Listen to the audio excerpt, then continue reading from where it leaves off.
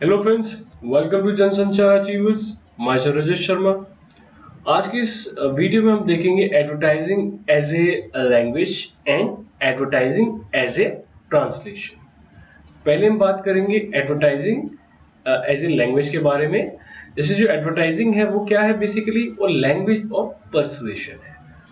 Persuasion is important part of advertisement. It is basically changing people's mind. जो persuasion है वो advertisement का एक इंपॉर्टेंट पार्ट है। ये क्या करता है, ये लोगों का जो माइंड है उसको चेंज कर देती है। One may be persuaded not when knowing about it. हम ऐसे भी परसुएड हो सकते हैं कि हम किसी एड से परसुएड हो रहे हैं और हमें उसके बारे में पता भी नहीं लग रहा है। It can be unconscious action as well. ये एक तरह का अनकॉन्शियस एक्शन भी हो सकता है। The attitude of person completely changes. The behavior of person can be changed by persuasion. जो एटीट्यूड होता है पर्सन का वो कंप्लीटली चेंज हो जाता है इसके द्वारा। और जो बिहेवियर होता है, जो पर्सन जिस तरीके से बिहेव करता है लोगों के प्रति, वो भी परसुएशन के द्वारा चेंज हो जाता है। Aristotle has written about art of persuasion techniques. Learning of language of persuasion is media literacy skill. जो एरिस्टोटल है उन्होंने आर्ट ऑफ परसुएशन टेक्निक्स के बारे में लिखा है। और उन्होंने बताया कि जो लैंग्वेज ऑफ परसुएशन है उसको लर्न करना एक तरह से मीडिया लिटरेसी स्किल है। Aristotle divided his art of persuasion into three categories. Aristotle ने अपनी जो आर्ट है इसको तीन कैटेगरीज में डिवाइड करा है, जिसमें फर्स्ट है एथोस या ethical appeal. It means convincing by the character of the author we tend to believe people we respect. Ethos में क्या होता है कि मान लीजिए कोई कैरेक्टर है, हम उसको बहुत रिस्पेक्ट करते हैं, तो हम उसको ऐसे एक रोल मॉडल देखते हैं। हम देखते हैं कि वो जो पर्टिकुलर पर्सन जो कर रहा है, उनका जो कैरेक्टर है वो सही है, वो सभी चीज ठीक कर रहे हैं। इट मीन्स कि हम उनको उनकी बातों पर या उनकी जो हैबिट्स हैं उनको बिलीव करने लग जाते हैं कि वो ट्रू है, क्योंकि हम उनकी रिस्पेक्ट करते हैं। नेक्स्ट है पैथोस या emotional appeal. It means persuading by appealing to readers emotions. इसमें क्या होता है कि जो हम बता सकते हैं कि जैसे जो इसमें मेन फैक्टर क्या है, इसमें इमोशंस है। इसमें जो रीडर्स की अपील है, मीन्स जो रीडर है वो किससे परसुएड हो रहे हैं, वो इमोशंस से परसुएड हो रहे हैं। नेक्स्ट है logos. It aims to convince an audience by using logic and reason, also called logical appeal. अब लोगोस में क्या होता है कि ये कन्विंस करते हैं ऑडियंस को लॉजिक के द्वारा, वो रीजन देते हैं। अगर वो कोई स्टेटमेंट दे रहे हैं तो उसके सपोर्ट में वो एविडेंस देते हैं, एक लॉजिक बताते हैं कि इसका लॉजिक क्या है, इसके लिए वो फैक्ट्स देते हैं, डेटा देते हैं। नेक्स्ट है non linguistic symbol. It is also called wordless copy.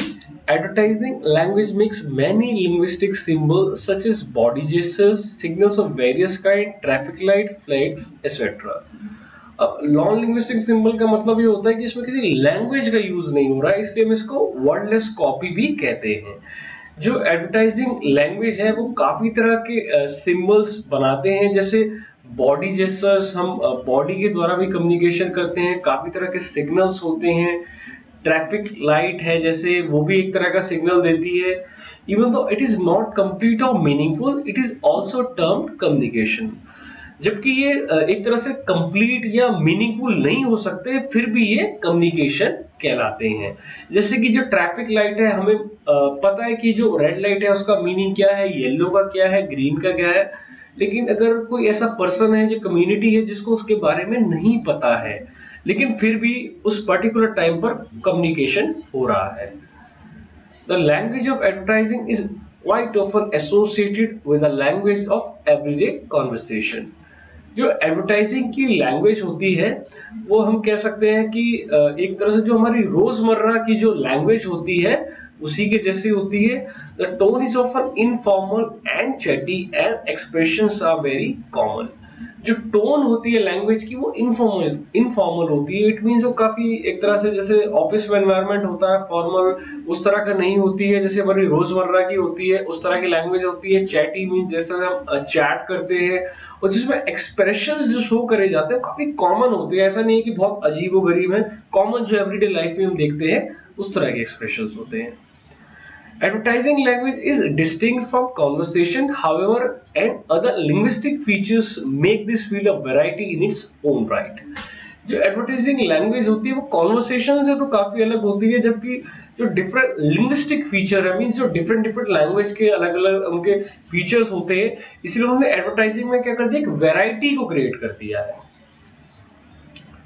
Any return script copy of advertising should have following features. जो भी रिटर्न स्क्रिप्ट होती है एडवर्टाइजिंग की उसमें ये फॉलोइंग फीचर्स होने चाहिए। इसमें फर्स्ट है brief, message should B short but meaningful. It means कि जो भी हमारा मैसेज होना चाहिए एडवर्टाइजिंग का शॉर्ट तो होना चाहिए बट उसमें मीनिंग जरूर होना चाहिए। नेक्स्ट है unambiguous, message should be designed in such a way that leads to one interpretation. It means कि मैसेज का जो डिजाइन है इस तरीके से होना चाहिए कि उसका मल्टीपल मीनिंग्स नहीं होना चाहिए। मीन्स कि एक सिंगल मैसेज उसको देना चाहिए, ऐसा ना हो कि डिफरेंट डिफरेंट लोग उसको डिफरेंट तरीके से इंटरप्रिटेट करें। मिनिमाइजेशन ऑफ टेक्निकल वर्ड्स, अब हमें ये देखना है कि जो ऐड दे रहे हैं उसमें जो लोग हैं वो हेट्रोजीनियस है, मतलब डिफरेंट डिफरेंट कैटेगरी के लोग हैं, डिफरेंट डिफरेंट स्टेटा से जो आते हैं। तो हमें जो जार्गन्स हैं इस तरह के जार्गन्स का यूज नहीं करना चाहिए, बहुत टेक्निकल जो वर्ड्स हैं उसका यूज नहीं करना चाहिए। नेक्स्ट है rhetorical, writing should be intending to impress people. It means कि जो भी हमारी राइटिंग है एडवर्टाइजिंग की उसका मेन जो ऑब्जेक्टिव क्या होना चाहिए, उनको लोगों को इम्प्रेस करना है। अगर लोग इम्प्रेस होंगे तभी परसुएड होंगे, तभी वो उस प्रोडक्ट को या सभी चीज को परचेज करेंगे। नेक्स्ट है advertising and translation. Translation is not a matter of seeking other words with similar meaning but of finding appropriate ways of saying things in another language.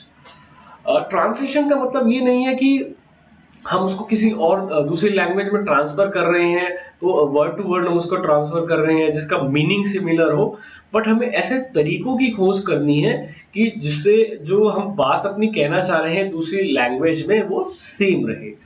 Translation is always meaning based from source language to target language.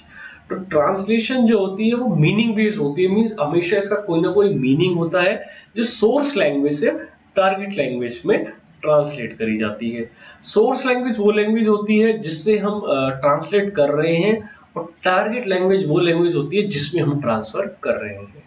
एक successful advertisement translation means that the target language has the same function as original language. एक successful हम advertisement translation का मतलब ये होगा कि जो हमारी टारगेट लैंग्वेज है उसका जो सेम फंक्शन रहे जैसा कि ओरिजिनल लैंग्वेज का है। इट मींस कि ऐसा ना हो कि आपने किसी पर्टिकुलर मैसेज को या एडवर्टाइजमेंट को ट्रांसलेट करा है और उसका जो ओरिजिनल मीनिंग है वो दूसरी लैंग्वेज में जाने के बाद खो गया है। अब इसमें कुछ इंपॉर्टेंट फैक्टर्स हैं हम देखते हैं, जैसे फर्स्ट है brands. When translating brands the social and cultural factor must be taken into account. जब भी हम किसी ब्रांड को ट्रांसलेट कर रहे होते हैं तो हमें खासकर ये ध्यान रखना है कि उसके पास कुछ सोशल और कल्चरल फैक्टर्स हैं, उसका हमें ध्यान रखना चाहिए। ऐसा ना हो कि आपने उसको ट्रांसलेट करा और जो उसके सोशल और कल्चर फैक्टर है वो कहीं खो गए, या जो हमने ट्रांसलेट करने के बाद वो कहीं भी समझ नहीं आ रहे हैं या वो कहीं ना कहीं उसको नेगेटिव वे में अफेक्ट कर रहे हैं, ऐसा नहीं होना चाहिए। नेक्स्ट है सिंपल लैंग्वेज।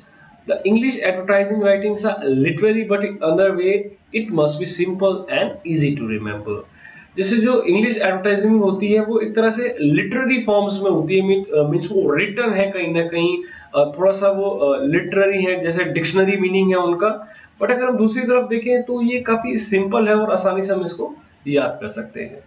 नेक्स्ट है interrogative and imperative sentences. Interrogative and imperative sentences can be seen here in advertisement to stimulate audience to buy, so the translation need to obey same rule.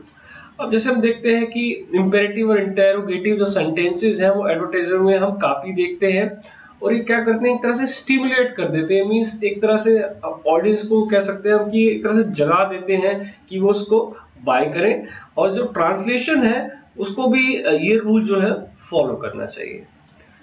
Next है antithesis. In order to make advertisement impressive enough to attract the customer, the copywriter uses parallel structure. अब antithesis में क्या होता है कि कोई भी जो राइटर है, जो कॉपी राइटर है, वो उसको जो कॉपी को, एड कॉपी को काफी इंप्रेसिव बनाना चाहता है, तो क्या करता है, पैरेलल स्ट्रक्चर का इस्तेमाल करते हैं। इसमें क्या होता है, या तो वो कंपेयर कर सकते हैं कि जो हमारा प्रोडक्ट है वो कैसे अच्छा है, तो वो एक तरह से दो प्रोडक्ट के कैरेक्टरिस्टिक्स को ले सकते हैं या उसको कंपेयर कर सकते हैं। तो फ्रेंड्स, आज की वीडियो में इतना ही। होप आपको वीडियो अच्छी लगी हो। अगर आपको वीडियो अच्छी लगी हो तो please like, share and subscribe जनसंचार अचीवर्स। Thank you.